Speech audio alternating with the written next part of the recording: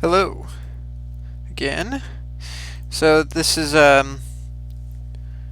like not that long since I last updated, but in the past little while I've made one major update. Well, two major updates.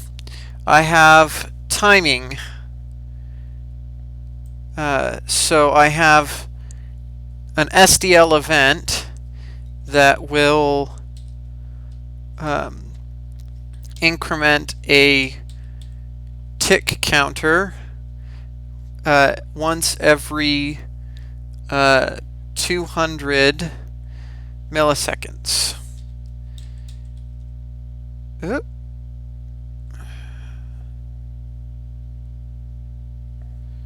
Okay.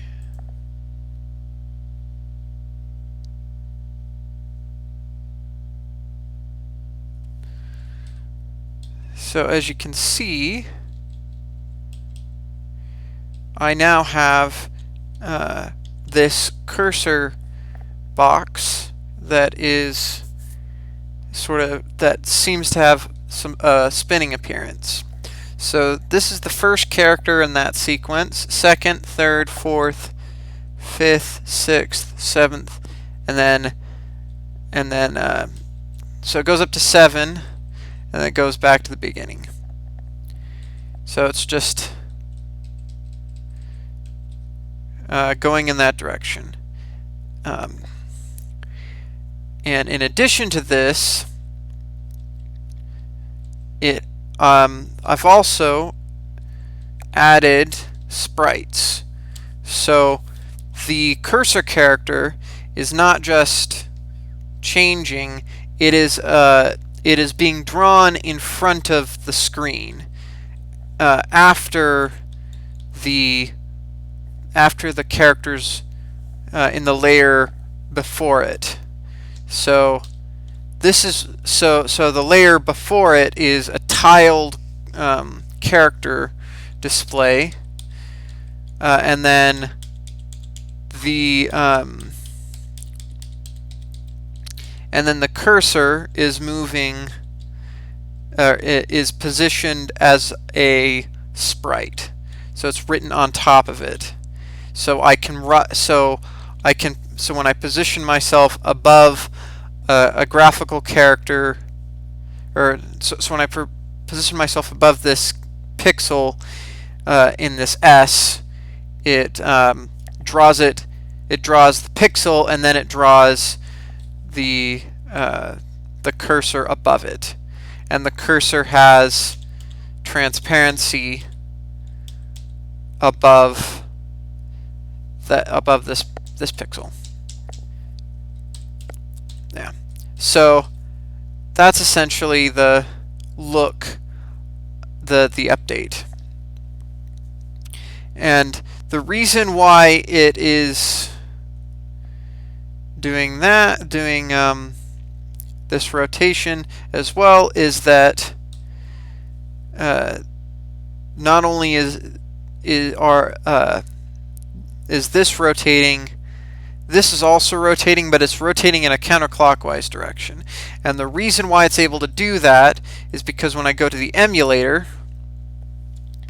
if I go to the sprite, the sprites are defined as a struct where you have the Y value, the X value, the character that you're using, and then any of the flags. And one of the flags is whether or not it's visible, and the other one is whether or not it's flipped horizontal or vertical. And the one on the bottom is the one that's flipped. So this struct, this sprite table, is a list of Y, X, then the character, then the flags.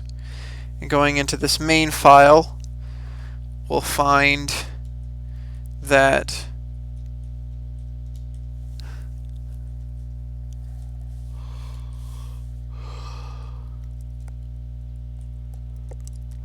what we have is a time process which looks at the tick value, subtracts 10, and then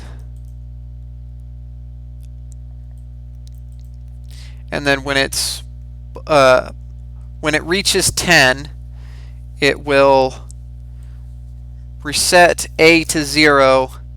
Then it will then it just takes and increments this A value. And this is just the logic for determining whether or not you need to go back. It needs to go back to the very beginning. And then, yeah. So in essence, you get from the sprite, you get the pointer to the sprite table. So this is the Y value in the sprite table, X, and then C for the character. And since in this this time process loop we're changing the character, we get that which basically is the sprite table for 0. That is what HL is pointing to. And then we increment that, and then we increment A. We reset it if it's above 94, and then we set A to be the same character as in sprite 1, and then going up to here, the difference between sprite 0, because we're setting the flags here, this is in our main initialization logic. We're setting the flag here to be X80, and then this one here to be XA0, which corresponds to a flipped I think, horizontal. Yeah. Or no, flipped vertical. So it's flipped vertically.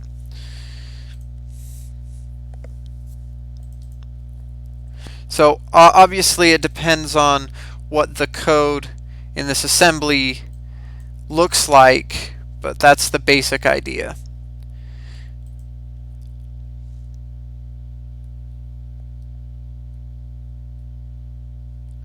So yeah, so look, it works the same as it always did.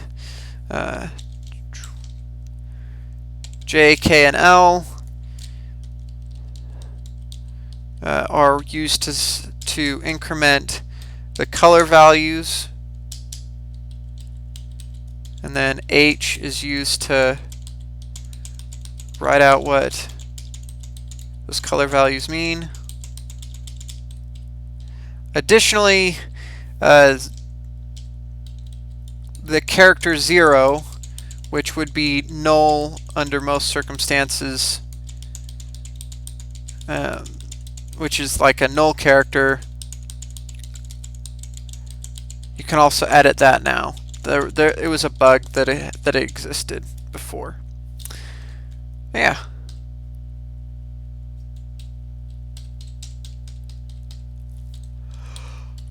Oh, I'm pretty happy with this.